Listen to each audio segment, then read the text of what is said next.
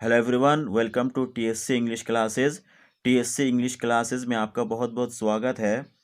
आज हम लोग इस वीडियो में ऑक्सफोर्ड करंट इंग्लिश ट्रांसलेशन का एक्सरसाइज नंबर 4 सॉल्व करेंगे। और ये एक्सरसाइज 4 आधारित है इंटेरोगेटिव सेंटेंसेस पर, यानी कि प्रश्नवाचक वाक्य पर आधारित है। एक्सरसाइज 4 के सारे सेंटेंसेस, इसको आप क्वेश्चंस भी बोल सकते हैं। इससे पहले एक्सरसाइज 1, एक्सरसाइज 2 और एक्सरसाइज 3 आधारित हैं, वो असर्टिव सेंटेंसेस पर आधारित हैं। असर्टिव सेंटेंस के दो प्रकार होते हैं, अफर्मेटिव और नेगेटिव, है ना। और असर्टिव सेंटेंस में क्या होता है, पहले सब्जेक्ट आता है, उसके बाद आता है वर्ब। लेकिन ये जो एक्सरसाइज 4 है, जो आधारित है क्वेश्चंस पर, इंटेरोगेटिव सेंटेंसेस पर, प्रश्नवाचक वाक्य पर। तो प्रश्नवाचक वाक्य में या फिर इंटरोगेटिव सेंटेंस में क्या होता है, पहले वर्ब आता है, उसके बाद आता है सब्जेक्ट। और जब आप सब्जेक्ट से पहले वर्ब को लाते हैं, ध्यान से सुनिएगा, बहुत ही इंपॉर्टेंट कॉन्सेप्ट बता रहे हैं आपको एक इंग्लिश ग्रामर का। जब भी आप वर्ब को सब्जेक्ट से पहले लाते हैं तो इसको ग्रामर की भाषा में नाम दिया जाता है इन्वर्जन। INVERSION, इन्वर्जन उसको बोलते हैं। एक्सरसाइज 4 में जितने भी सेंटेंसेस हैं, इन सारे सेंटेंसेस में आपको इन्वर्जन का केस अप्लाई करना है।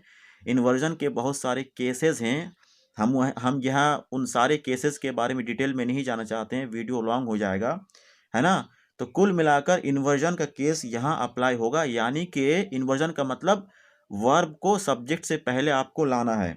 अच्छा, तो ये जो कुल मिलाकर ये जो एक्सरसाइज 4 है, ये क्या है, क्वेश्चंस पर आधारित है ये। और क्वेश्चंस के दो प्रकार होते हैं, यस नो क्वेश्चन और WH क्वेश्चन। तो यस नो क्वेश्चन पर ये आधारित है एक्सरसाइज नंबर 4। और फिर यस नो क्वेश्चंस के भी दो प्रकार होते हैं, एक होता है अफर्मेटिव यस नो क्वेश्चन और दूसरा होता है नेगेटिव यस नो क्वेश्चंस। तो दोनों प्रकार के सेंटेंसेस एक्सरसाइज 4 में दिए गए हैं। दूसरी बात यह है कि जो यस नो क्वेश्चंस होते हैं ना, उसकी शुरुआत होती है ऑक्सिलरी वर्ब से। ध्यान से सुनिएगा, यस नो क्वेश्चंस की शुरुआत होती है ऑक्सिलरी वर्ब से। और ऑक्सिलरी वर्ब्स के दो प्रकार होते हैं, प्राइमरी ऑक्सिलरी और मोडाइल ऑक्सिलरीज, है ना। और ये ऑक्सिलरी वर्ब्स क्या होते हैं, ये is, am, are, was, were, have, has, had, did, है ना, may, might, can, could, shall, should, etcetera, इन सबको हम लोग बोलते हैं ऑक्सिलरी, है ना, ऑक्सिलरी वर्ब्स। और ध्यान से सुनिएगा, बहुत ही इंपॉर्टेंट चीज आपको हम बता रहे हैं, वो ये है कि अंग्रेजी में ऑक्सिलरी वर्ब्स की संख्या टोटल 24 है। कितने हैं टोटल? 24।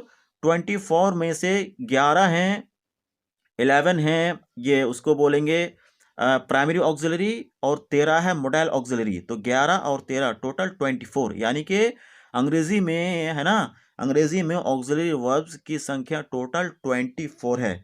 बहरहाल ये तो थे ऑक्सिलरी वर्ब्स के बारे में इंपॉर्टेंट इंफॉर्मेशंस। अब चलिए सीधे पॉइंट पे आते हैं। तो एक्सरसाइज 4 का जो पहला सेंटेंस है वो है, क्या मैं पागल हूं? तो इसकी अंग्रेजी हो जाएगी am I mad. Am I mad, क्या तुम तैयार हो? Are you ready? Are you ready? क्या हम लोग गलत हैं? Are we wrong? Are we wrong? क्या वह विनम्र है? Is he humble? Is he humble? क्या वे लोग थके हैं? Are they tired? Are they tired? क्या रीता निर्दोष है? Is Rita innocent? Is Rita innocent? क्या आपका भाई तेज है? Is your brother intelligent? Is your brother intelligent? यहाँ आर योर ब्रदर ना बोलिएगा, क्योंकि यहाँ योर सब्जेक्ट नहीं है। योर कभी सब्जेक्ट के रूप में काम भी नहीं करता है। आपको कभी भी योर ब्रदर मतलब योर सब्जेक्ट का एक पार्ट है, लेकिन ये असल में सब्जेक्ट नहीं है। योर कभी डायरेक्ट, योर अकेले कभी सब्जेक्ट नहीं बन सकता। सब्जेक्ट का ये पार्ट बन सकता है। योर क्या पजेसिव एडजेक्टिव है ना, और जो पजेसिव एडजेक्टिव्स होते हैं, ये कभी अकेले सब्जेक्ट नहीं बनते, सब्जेक्ट का ये पार्ट बनता है। इनके बाद जो नाउन आ रहा होता है वो असल में सब्जेक्ट होता है। तो आपको योर और यू के बीच में कंफ्यूजन में नहीं फंसना है। यू डायरेक्ट क्या बनता है, ये सब्जेक्ट बनता है ये, और योर सब्जेक्ट का पार्ट बन सकता है। लेकिन योर के हिसाब से वर्ब का जो नंबर होगा उस पर कोई फर्क नहीं पड़ने वाला है। योर के बाद जो नाउन आ रहा होगा, है ना, उस नाउन के हिसाब से आप वर्ब का प्रयोग करेंगे कुल मिलाकर। और सिर्फ योर ही नहीं, जितने पजेसिव एडजेक्टिव्स होते हैं, योर है, माई है, अवर है ना, हीज है, देयर है, इन सब के बाद तो आपको यू और योर, इन दो के बीच में कंफ्यूजन में आपको आज के बाद नहीं फंसना है।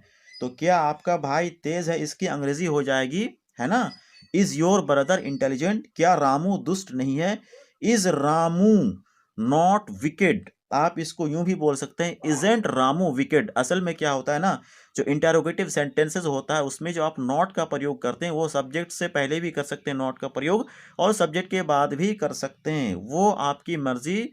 आप सब्जेक्ट से पहले नॉट का प्रयोग करिए चाहे सब्जेक्ट के बाद नॉट का प्रयोग करिए, दोनों में मीनिंग के हिसाब से कोई अंतर नहीं है। अगला सेंटेंस है, क्या मैं भाग्यशाली नहीं हूं, am I not lucky, am I not lucky.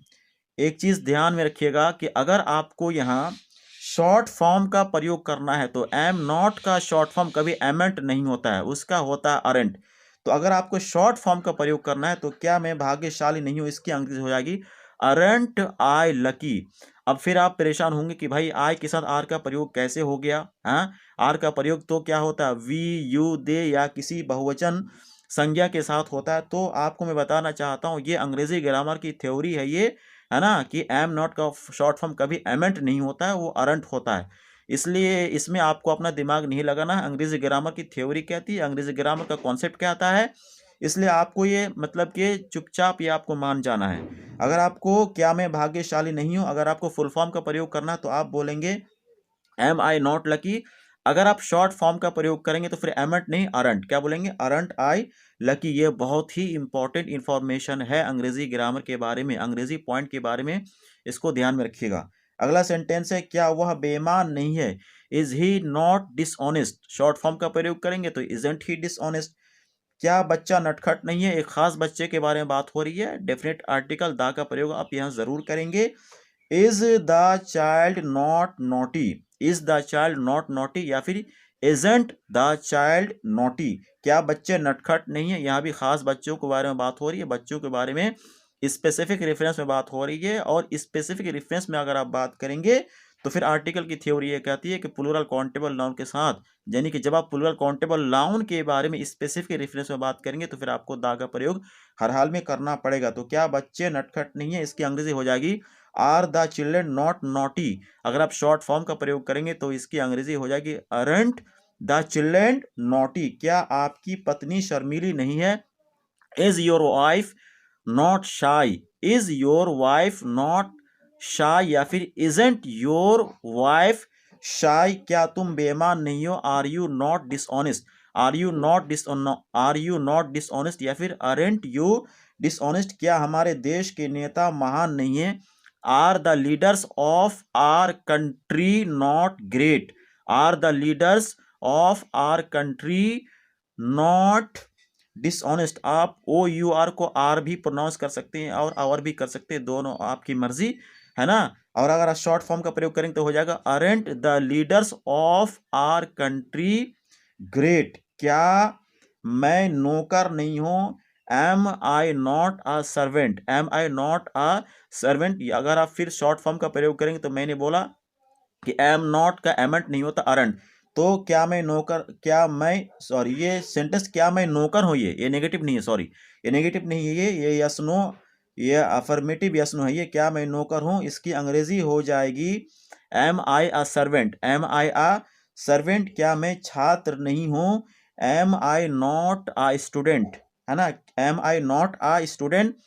अगर आप शॉर्ट फॉर्म का प्रयोग करेंगे तो फिर हो जाएगा अरंट आई आ स्टूडेंट, अरंट आई आ स्टूडेंट। इससे पहले हम डिटेल में बहस कर चुके हैं कि एम नॉट का एमेंट नहीं होता, एम नॉट का शॉर्ट फॉर्म अरंट होता है। चलिए आगे बढ़ते हैं, क्या हम लोग शिक्षक हैं, are we teachers, are we teachers, क्या हम लोग अभियंता नहीं है, are we not engineers, are we not engineers या फिर अरंट वी इंजीनियर्स।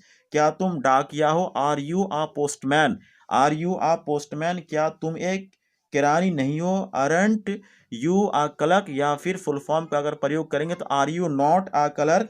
क्या आप लोग डॉक्टर हैं, are you doctors, are you doctors. क्या वह गायिका है, is she a singer, is she a singer. क्या लड़की नर्तकी नहीं है, is the girl not a dancer, is the girl not a dancer. Short form का प्रयोग करेंगे तो हो जाएगा isn't the girl a dancer. क्या लड़कियां नर्तकियां नहीं हैं, are the girls not dancers, या फिर अरेंट द गर्ल्स, है ना, डांसर्स, क्या वे लोग चोर हैं? Are they thieves, are they thieves, THIEVES, क्या वे लोग डाकू नहीं है? Are they not robbers, are they not robbers, या फिर अगर शॉर्ट फॉर्म का प्रयोग करेंगे तो हो जाएगा अरेंट दे रॉबर्स। तो I hope Oxford current English translation का एक्सरसाइज 4 ये आपको पूरा समझ में आया होगा। अगर सारी बातें आपको समझ में आई हैं, वीडियो अच्छा लगा है तो प्लीज़ वीडियो को लाइक और शेयर ज़रूर करिएगा। Thank you very much, good bye.